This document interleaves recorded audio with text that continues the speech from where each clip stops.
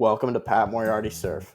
I'm here to spread some stoke and prove that with a little bit of training and a little bit of adventure, anyone can go from a kook to chasing some of the best waves on planet Earth. I'm here to provide you with educational, entertaining, and relatable surf content. Subscribe, follow my progress, and support the dream. All right, what's up everyone? Thanks for tuning in to another episode of Pat Moriarty Surf. Today we're going to be talking about surfing the Mentawai Islands, and I'm going to give you my honest advice on how to do a Mentawai trip and whether or not you should come here to the Mentawais.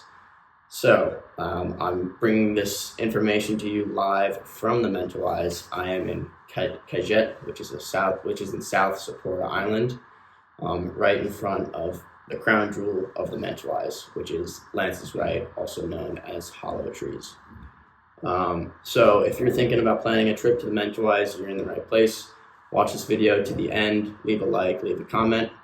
Oh, and also I'm wearing a mic today. So I had a production comment on the last video that said I need to wear a mic. I had these in my bag but didn't use them. So if the audio is good on this video, please let me know in the comments. All right, let's get into it. First thing to know when coming to the Mentawais is the travel. So the travel, you're flying into Padang, which is a city in the west coast of Sumatra.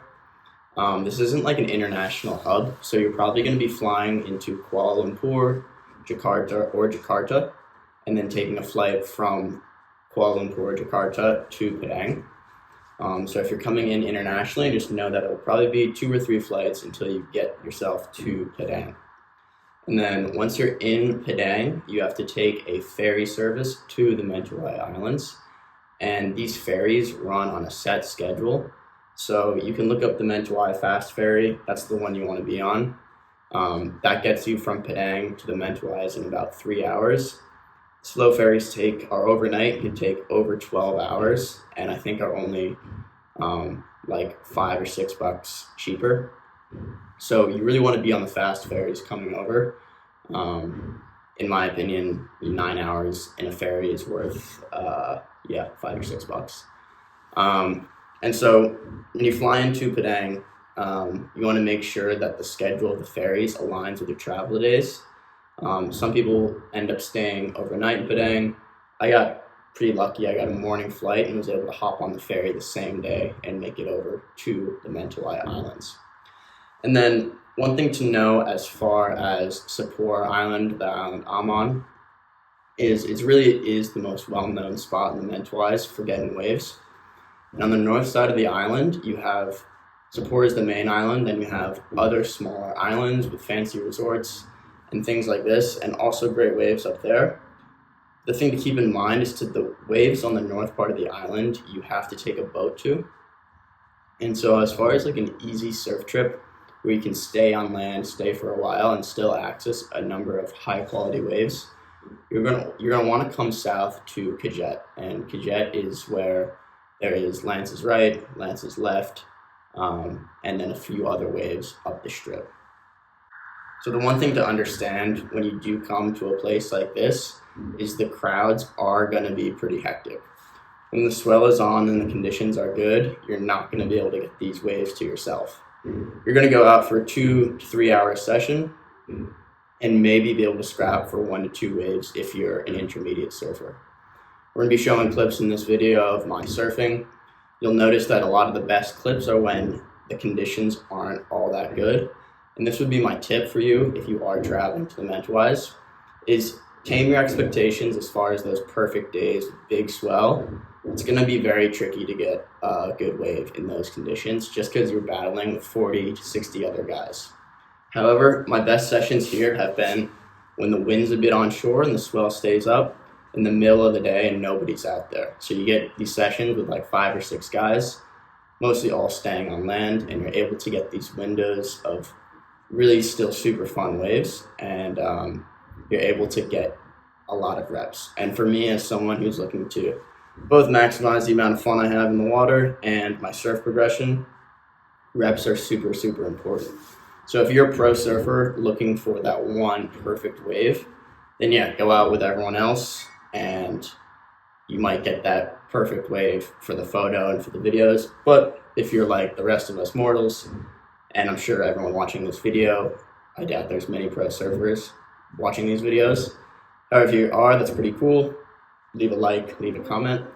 So that'll be my first piece of advice. Once you get here, understand that the travel is going to take you 2 to 3 days.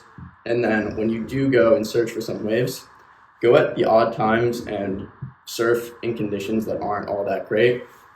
It's better to be in mid conditions with no crowd than some of these crowds can get pretty crazy. I'll put a video here of the amount of boats that are posted up right out front of HTs. On good days, there's 5 to 6 boats full of surfers. So it's 12 guys in each boat. You can get the lineup via 5 or 6 boats. That's an extra 40 guys in the water.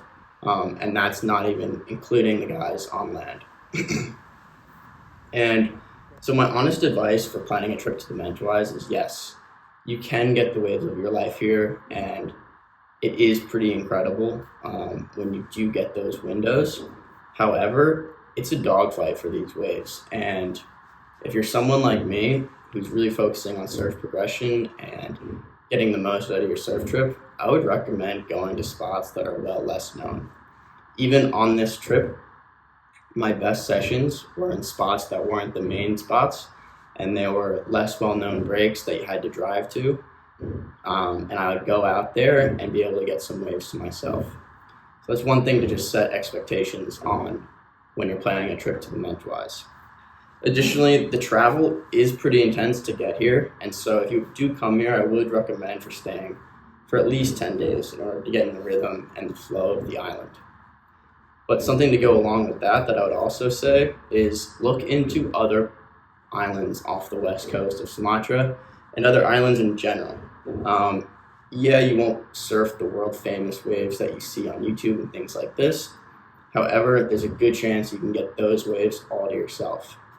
I have a friend who's working up in the Banyak Islands, and those islands are completely crowdless. They're very challenging to get to, not nearly as well known as the Mentawai, but you can get waves all to yourself. Additionally, I've heard great things about Simalu, an island just north of here. So if you are planning on an expedition to this part of the world, I would say get a little creative and maybe don't pick the spots that you see all over Instagram and YouTube and things like this.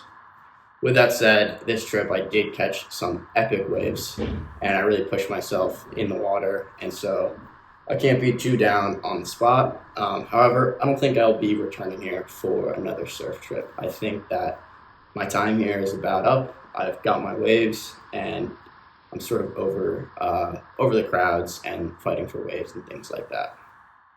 Additionally, the vibe here has gotten quite fancy. So I'm staying in a homestay, which is the cheapest accommodation you can find around here. I like to make my surf travel as simple as possible. One, because I think it's just good to spend less money. And two, because I think it's more with the ethos of surf travel and living a simple life. And here you'll find that a lot of the places are quite fancy, and it's already becoming quite gentrified. Everyone's buying up land here, and it's sort of that paradise paradox where everyone wants a piece of paradise, and then by doing that, you sort of ruin paradise. So that's my honest advice on planning a trip to the Mentawai for surfing. I hope this was helpful, and let me know in the comments if you guys have any questions, comments. And as always, leave a like and subscribe. It goes a long way in helping me out. Thanks.